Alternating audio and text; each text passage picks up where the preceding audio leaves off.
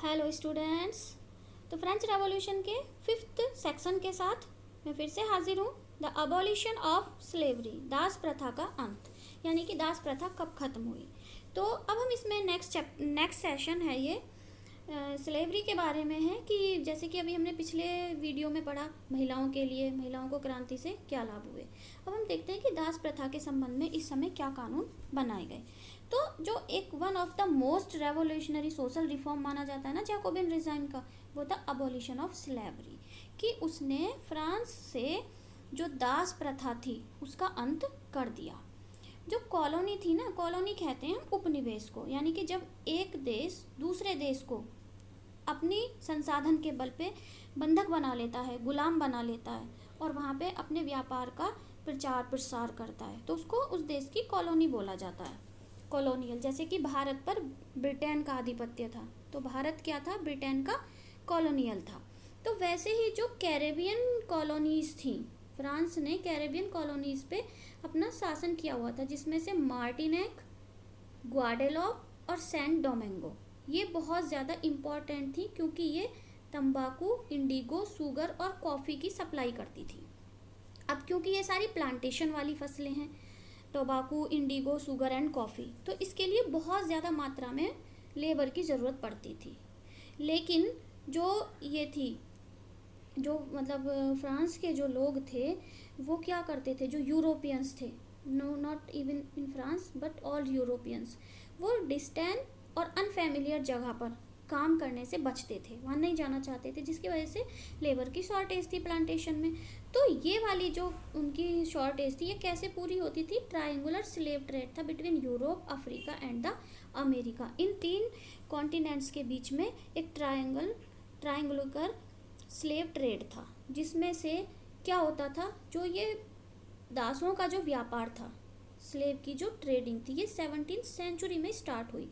France के जो merchants थे वो बॉर्डेक्स और नांटे बंदरगाह से कहाँ जाते थे, अफ्रीकन कोस्ट पे, और वहाँ के जो लोकल सामंत थे उनसे वो दास खरीदते थे, फिर उनको ब्रांडेड यानी उनको मार्क किया जाता था, उन पे उनको वो किया जाता था, अपना ठप्पा लगाया जाता था कि ये हमारे दास हैं, और फिर उनको जहाज़ों में मतलब कि पैक्ड कर दिया जाता था टाइटली, मतलब ठूस ठूस के भर दिया जाता था, और लगभग 3 months लॉन्ग वेयोस, 3 महीने लंबी समुद्री यात्रा होती थी, जो अटलांटिक महासागर से होते हुए कैरेबियन द्वीप तक होती थी।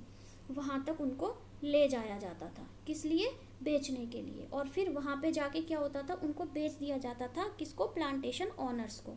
ये जो एक्सप्लोटेशन था स्लेव का, इसी ने क्या पॉसिबल बनाया, जो यूरोपीय मार्केट में जो ग्रोइंग डिमांड थी ना, बढ़ती हुई जो मांग थी, किस चीज़ की बढ़ती हुई मांग थी, शुगर, कॉफ़ी एंड इंडिगो की, ये इसी वजह से पूरी हुई, क्योंकि वहाँ से अफ्रीका से बहुत ज़्यादा संख्या में दासों को लाके उस मार्केट में उनको बेच दिया जाता था, प्लांटेशन ऑनर्स के को बेच दिया जाता था। इसकी वजह से क्या हुआ, जो बॉर्डेक्स और नानते जैसे जो बंदरगाह थे ना, वो इकोनॉमिकली बहुत ज़्यादा प्रॉस्पेयर हो गए, यानी कि बहुत ज़्यादा समृद्ध बन गए। किसकी वजह से, इसी स्लेव ट्रेड की वजह से, यानी कि दासों के व्यापार की वजह से वो बहुत ज़्यादा अमीर बन गए। अब पूरी 18th सेंचुरी के दौरान, यानी कि 18th सेंचुरी के दौरान क्या होता है, खूब मतलब क्रिटिसाइज़ किया जाता है स्लेवरी को फ्रांस में, और जो नेशनल असेंबली है उसमें डिबेट्स भी होती हैं कि rights of man should be extended to all French subject including colonies, कि जो फ्रांस में जो मतलब फ्रांस में बहुत ज़्यादा डिबेट्स भी होती थी इस बात को लेके कि जो भी राइट ऑफ मैन हैं उनको एक्सटेंड कर दिया जाए, यानी कि जो फ्रांस के उपनिवेश में रहने वाले लोग हैं उनको भी इनका अधिकार दिया जाए। लेकिन कभी भी कोई लॉ पास नहीं किया गया। क्यों नहीं किया गया, क्योंकि वो डरते थे, किससे, बिजनेसमैन से। जो बिजनेसमैन थी ना, जिनकी इनकम जो थी वो किस पे डिपेंड करती थी, दासों के व्यापार पे, तो वो कम हो जाती, और फिर जो बिग बिजनेसमैन मैन थे उनसे गवर्नमेंट डरती थी, तो इसलिए इस बारे में कुछ भी नहीं हुआ। लेकिन फाइनली जो कन्वेंशन था 1794 का, उसने सभी दासों को फ्री कर दिया फ्रांस में, ओवरसीज पोजीशंस, यानी कि जितने भी मतलब फ्रांस के जो भी कॉलोनीज थी ना, वहाँ पे जो भी दास थे उन सबको वो अधिकार दे दिए गए। बट ये जो व्यवस्था थी ना, ये बहुत ज़्यादा टाइम तक नहीं चली। क्यों? ये एक शॉर्ट टर्म मेजर था, क्योंकि आफ्टर 10 ईयर्स जो नेपोलियन बोनापार्ट था ना, उसने फिर से रीइंट्रोड्यूस कर दिया स्लेवरी को, उसने दास प्रथा को फिर से रीइंट्रोड्यूस कर दिया। जो प्लांटेशन ऑनर्स थे, उन्होंने कभी भी दासों की जो प्रथा थी, जो उनकी फ्रीडम थी, उसको कभी भी उन्होंने मतलब आगे नहीं बढ़ने दिया, उसको कभी भी हौसला अफजाई नहीं किया, उसको अपने यहाँ पे लागू नहीं किया। जो स्लेवरी थी वो फाइनली कब अबॉलिश हुई जानते हो? 1848 में आके। 1848 में आके फ्रांस की कॉलोनियों से फाइनली दास प्रथा को ख़त्म कर दिया गया। तो देखो कितना सारा समय लगा। अब क्या है, दास प्रथा ख़त्म हो गई फ्रांस से, और उसके जितने भी उपनिवेश थे वहाँ सबसे भी 1848 में। अब हम देखते हैं नया सेशन है, इसका नया सेक्शन है the revolution and everyday life, यानी कि हमारी जो रोज़ाना की ज़िंदगी थी उसमें क्रांति का क्या असर हुआ। तो आप देखो, क्या पॉलिटिक्स किसी व्यक्ति के कपड़े पहनने को चेंज कर सकती है, लैंग्वेज को चेंज कर सकती है, बुक्स को चेंज कर सकती है जो वो पढ़ते हैं? क्या राजनीति इन सबको चेंज कर सकती है? ऐसा हम कहाँ देखते हैं? 1789 में फ्रांस ने बहुत सारे ऐसे चेंजेस को देखा, लोगों की, वुमेन्स की, मतलब मैन की, वुमेन की और चिल्ड्रन की लाइफ में ऐसे बहुत सारा चेंजेस हमें देखने को मिलता है 1789 की जो फ्रांस की रेवोल्यूशन थी उसमें। क्या क्या हमें चेंज देखने को मिले? देखो, कपड़ों में हमने देखा कि वहाँ पे जो ब्रीचेस पहना जाता था उसकी बजाय उन्होंने लॉन्ग स्ट्राइप पतलून पहनना शुरू कर दिया था। इसके अलावा जो बुक्स थी उनमें भी हमने अंतर देखा, जो क्रांतिकारी पुस्तकें लिखी गई दार्शनिकों के द्वारा और ओलंप द गूस के द्वारा, वो लोगों ने बहुत इंटरेस्ट के साथ पढ़ी। इसके अलावा लैंग्वेज, जब अलग अलग देशों के लोग आके रहने लगे तो लैंग्वेज पे भी फ़र्क पड़ा। तो इस तरीके से बहुत सारी ऐसी चीज़ें थी जिनका फ़र्क पड़ा क्रांति से।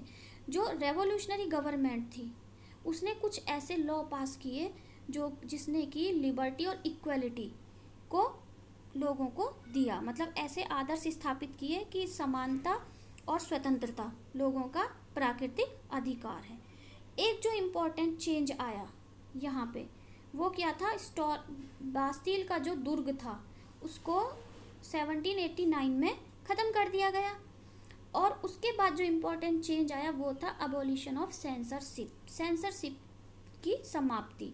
सेंसरशिप क्या होता है कि पहले जो लोग थे वो रिटन मटेरियल और कल्चरल एक्टिविटीज़ जो होती थी ना, बुक्स और न्यूज़पेपर और प्ले, वो सिर्फ वही पब्लिश हो सकते थे जब गवर्नमेंट उनको अप्रूव कर देती थी।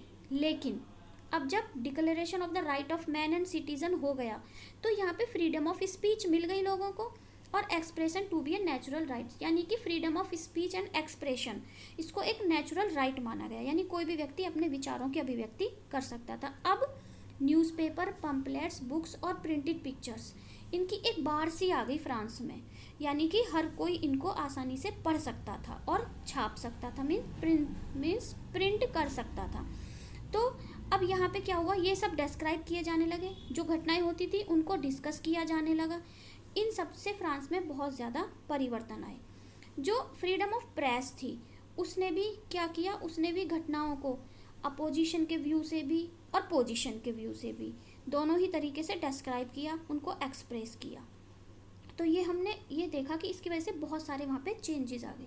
इसके अलावा एक और जो चेंज आया वो क्या था कि लोगों ने प्ले, सॉन्ग और फेस्टिव जो होते थे ना उसमें ज़्यादा पार्टिसिपेट किया, उसकी तरफ लोग ज़्यादा अट्रैक्ट हुए, लार्ज नंबर ऑफ पीपल। क्यों हुए? इसके पीछे भी एक वो, क्योंकि जो हमारा जो ये लिखने वाला था, जो लिबर्टी और जस्टिस था ना, जो पॉलिटिकल फिलोसफर लिखते थे, तो वो तो वही लोग पढ़ सकते थे ना जो कि एजुकेटेड थे, यानी only a handful of educated people could read, उनको तो सिर्फ मुट्ठी भर शिक्षित लोग ही पढ़ सकते थे। बट जो प्ले, सॉन्ग और फेस्टिव प्रोसेसन्स होते थे उनको तो अशिक्षित लोग भी समझ सकते थे ना, तो उनमें लोग ज़्यादा से ज़्यादा गए और उसमें जागरूक बने, तो उसकी वजह से ज़्यादा लोग जागरूक हो गए उस सब को पढ़ने में। अब इसका हम देखते हैं इस चैप्टर का कंक्लूजन क्या है, अब सारांश क्या है, फिर क्या होता है। ये सब होने के बाद 1804 यानी 1804 में नेपोलियन बोनापार्ट उसने अपने आप को फ्रांस का सम्राट घोषित कर दिया। अब वो फ्रांस का सम्राट बन गया। अभी तक हम अलग अलग गवर्नमेंट्स के बारे में पढ़ रहे थे ना, और हमने देखा कि उसने मोनार्की को छोड़ के वो रिपब्लिक बन गया, उसके बाद वहाँ पे नया कॉन्स्टिट्यूशन आया। अब क्या होता है, फिर से मोनार्की सिस्टम आ गया। अब क्या था, नेपोलियन बोनापार्ट जो है वो फ्रांस का राजा बन गया। और उसने क्या किया, उसने आसपास के यूरोपियन कंट्रीज़ को जीत लिया। और जो उसका जो शासन था वो उसने अपनी डायनेस्टी के लोगों को दिया, यानी कि अपनी फैमिली के मेंबर्स को, जो भी डायनेस्टीज थी उनको उसने डिस्पोज कर दिया।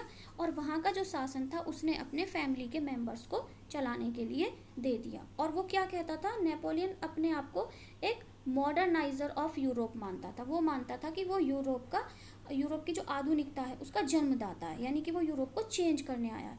तो उसने बहुत सारे लॉ इंट्रोड्यूस किए, जिसमें क्या क्या थे, protection of private property, uniform system of weight and measure और डेसिमल सिस्टम। ये क्वेश्चन आता है कि नेपोलियन बोनापार्ट ने कौन कौन से सुधार लागू किए, तो उसमें आप इसको आसानी से लिख सकते हो। तो उसने कौन कौन से सुधार लागू किए थे, प्राइवेट प्रॉपर्टी को उसने प्रोटेक्ट किया था, uniform system of weight and measures यानी कि नाप तोल का उसने एक समान सिस्टम चलाया था, डेसिमल सिस्टम उसने चलाया था। और इसके अलावा ये सारी चीज़ें लागू करने के बाद नेपोलियन को लोगों ने कैसे देखा, उन्होंने देखा कि वो एक लिबरेटर है जो उनको फ्रीडम कराने आया, उनको फ्रीडम देने आया, उनको आज़ादी दिलाने आया। बट बहुत जल्दी ये लोगों की धारणा गलत साबित हो गई और नेपोलियन से लोग तंग आ गए।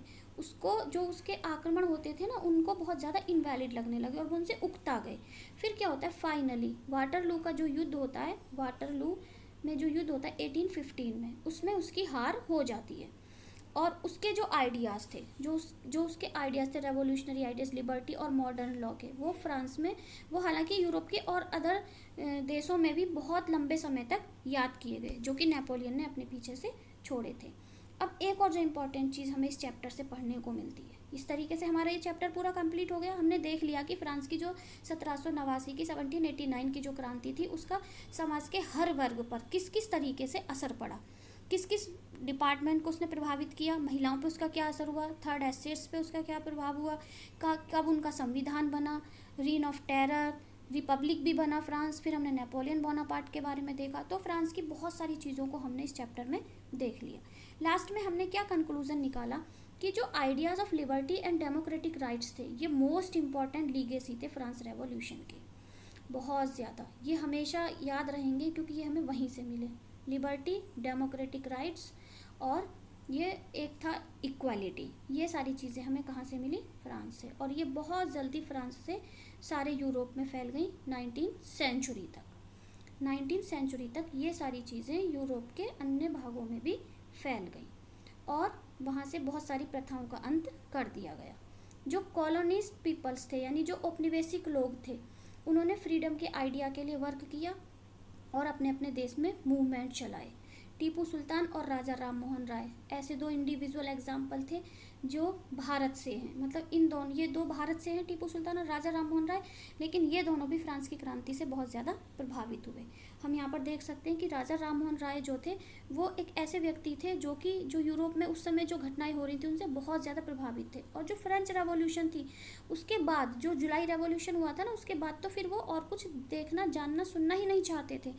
हालांकि जो फ्रांस में 1830 में जो जुलाई रेवोल्यूशन हुई थी उसके बाद वो इंग्लैंड के केप टाउन में थे उस समय, और उस समय क्या था, उनके यहाँ मतलब उनके पैर में चोट लगी हुई थी।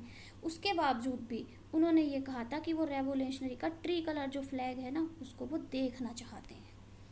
तो इतनी उनमें इच्छा थी उसको देखने की। तो इस तरीके से आज हमारा ये चैप्टर कंप्लीट हो गया। थोड़ा लेंथी चैप्टर था, काफ़ी टाइम लगा, बट आपको अच्छे से अभी समझ में आ गया होगा। और अगर आपने चैप्टर अच्छे से समझ गया तो आप इसके जो भी क्वेश्चंस हैं इनको आप आसानी से कर सकते हो। तो ठीक है स्टूडेंट्स, फिर हम नेक्स्ट चैप्टर के साथ मिलते हैं।